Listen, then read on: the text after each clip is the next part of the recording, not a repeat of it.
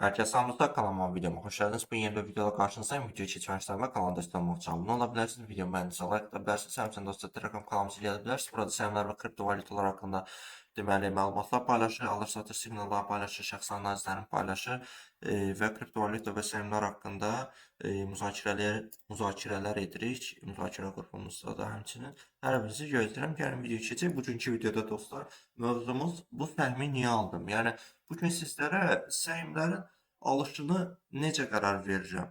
Bunu necə qərar verməliyik? Bu haqda danışacağam. 2 ildən çox təcrübəmə əsasən sizlərə nümunələr gətirəcəm dostlar.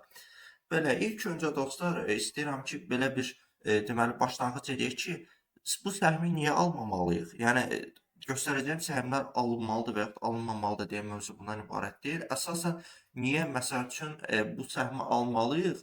Yəni bu qiymətdən tutaq ki, və yaxud bu qiymətdən almamalıyıq. Bugünkü mövzumuz budur dostlar. Məsələn, ilk öncə Ayrıma Holdingsdən misal gətirəcəm ki, belə gördüyünüz kimi qiyməti 414 dollardır məsəl üçün. Məsəl üçün burada bir səhmə yeni bir başlayan biri və yaxud şirkət səhmlərindən deməli o qədər də vaxt ayırmayan, yəni bu sahə üzrə, investisiya sahəsi üzrə, səhm bazarına investisiya sahəsi üzrə əsasən çox vaxt ayırmayan biri görə bilər ki, deyər ki, məsələn bu şirkət səhmi artır da, indi 408 dollardır.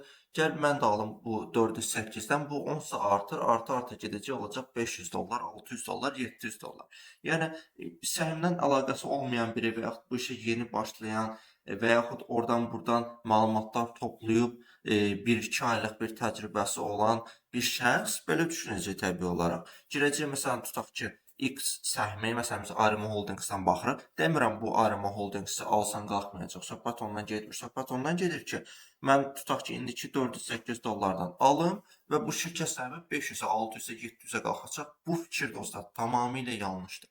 Ola bilər ki, 408 dollardan bu oldu 600 dollar. Gün içində 10% qalxdı, 20% qalxdı, 100% və yaxud 1000% qalxdı. Yenə də bu hərəkət səhm bazarında bu hərəkət yanlışdır və %100 yanlışdır dostlar. Səbəbi nədir? Səbəbi budur ki, dostlar, bir şirkət nəyə görəsə qalxa bilər? Xəbərə görə qalxa bilər, hansısa bir gərginlik fonunda qalxa bilər, hansısa bir seçim fonunda qalxa bilər. Yəni fərqi yoxdur, siyasi, iqtisadi, sosial heç bir fərqi yoxdur.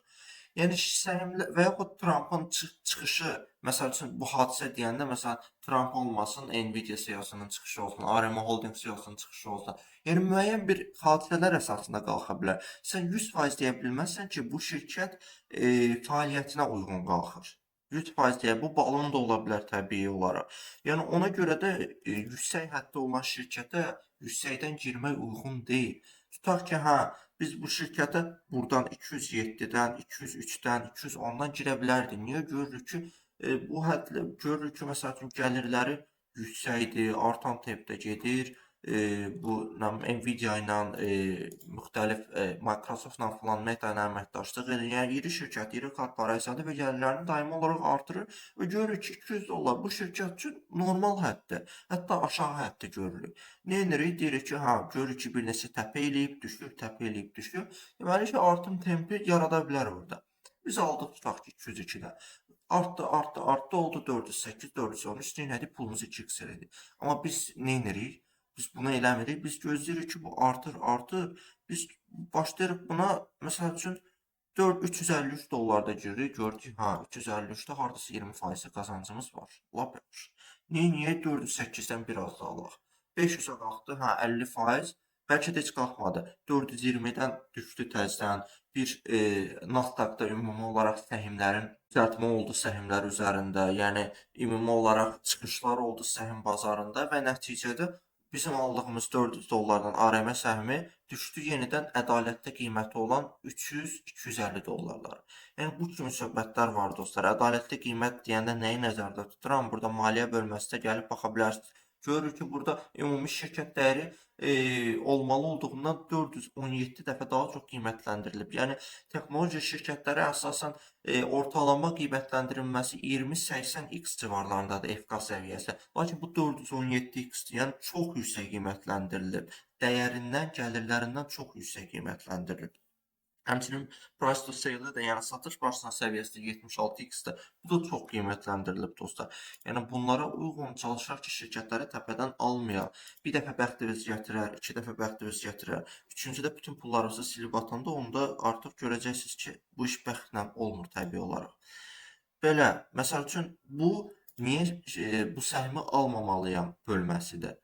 Yenə də deyirəm, demirəm bu səhmi almalısınız və yaxud da almamalısınız. Mövzunun ümumi adı budur. İndi isə bu səhmi niyə almalıyıq? Sofi Texnoloji şirkət səhmini misal gətirəcəm məsəl üçün. Və görürsünüz ki, bu səhmi almamalıyam deyən şirkət səhminin bazar çıxışı öncəsi artım var bu ARM-də.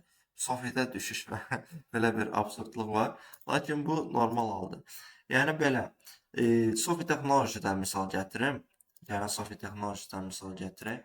Bunu tam qrafikdə eləyək, daha aydın olsun. Deməli dostlar, dəstək direncimiz var, yerindədir.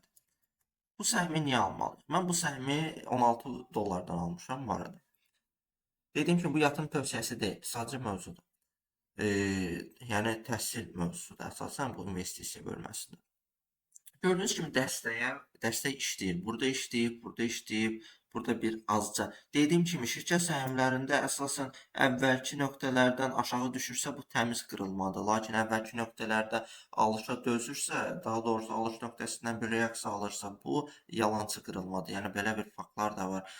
Deməli texniki analizlərdə yalançı və əsl qırılma kimi hadisələr olur. Deməli bu şirkət səhmi gördüyünüz kimi 30 dollar səviyyələrinə 15-ə enib və biz görürük ki, bu şirkət səhmi tarixi olaraq da elə bir yüksək səviyyədə deyil. Yəni tarixi yüksək səviyyəsi 32 dollar olub. Yəni bundan əvvəlki yüksəlişdə olub və gəlirlər də 26 texnologiya ilə bağlılıq və s. və ilə axır hər şey bomba, hər şey yaxşı. Amma ki şirkət səhmi aşağı düşüb, 15 dollara düşüb. Və nəticədə görürük ki, bu həqiqətən də dəstək nöqtəsindən düşür və bu şirkət səhminin gəlirləri və texnoloji inteqrasiyası və s. çox yaxşıdır. Hər şey çox yaxşıdır, lakin qiymət düşüşü var. Nə edirik? Deməli nədir? Bu bizim üçün fürsətdir artıq.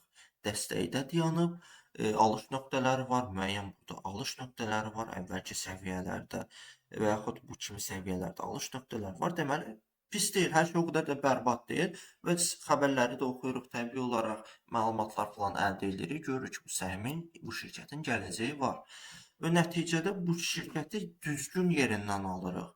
Gəlib bu şirkət 30-a çatandan sonra 30-dan almırıq. Bu böyük səhvdir. Bayaq da dediyim kimi dostlar, şirkətləri düzgün yerdən alaq. Bu şirkət qalxır deyə FOMO-ya düşməyək. FOMO deməkdir ki, yəni xəbərlər əsasında həyəcandır. Yəni ki, Bitcoin tutaq ki 100.000 olub, hamı taksi şoföründən bərbərinə kimi deyir ki, Bitcoin alın, Bitcoin 200 olacaq, 300 olacaq. Mən FOMO-ya düşürəm, gedib Bitcoin alıram. Yəni FOMO budur. Ona görə də dostlar, dediyim kimi şirkətləri düzgün yerdən alış etməyə lazımdır. Bu bazardasınızsa düzgün yerdən alışı da biləcəksiniz, düzgün yerdən satışı da biləcəksiniz. Yox, mən düzgün yerdən alışı bilmirəm, neynəsən də öyrənə bilməyəcəm deyirsinizsə, bu zaman Telegram kanalımıza gəlirsiniz. Burada izləyirsiniz məni, digər videolarımı da izləyirsiniz. Düzdür, bizim VIP qrupumuz var. Yəni VIP qrupda əsasən özümün şəxsi olaraq portföydə alış-satış etdiyim şirkət səhmlərini və s. paylaşıram. Hal-hazırda VIP qrupu alışı dayandırmışam, lakin gələcək tarixlərdə yaxın müddətdə açmağı fikirləşirəm yenidən alışı. Ona görə də gəlirsiniz, kanalımı izləyirsiniz, videolarımı izləyirsiniz, müzakirə qrupunda da soruşursunuz və s. Belə. Yəni öyrənə-öyrənə nəticədə nələrsə biləcəksiniz. Bugünlük video bu qədər dostlar. Ümid edirəm maraqlı oldu, ümid edirəm nələrsə öyrəndiniz. Sağ olun, salamat qalın. Gələcək videolarda görüşərik.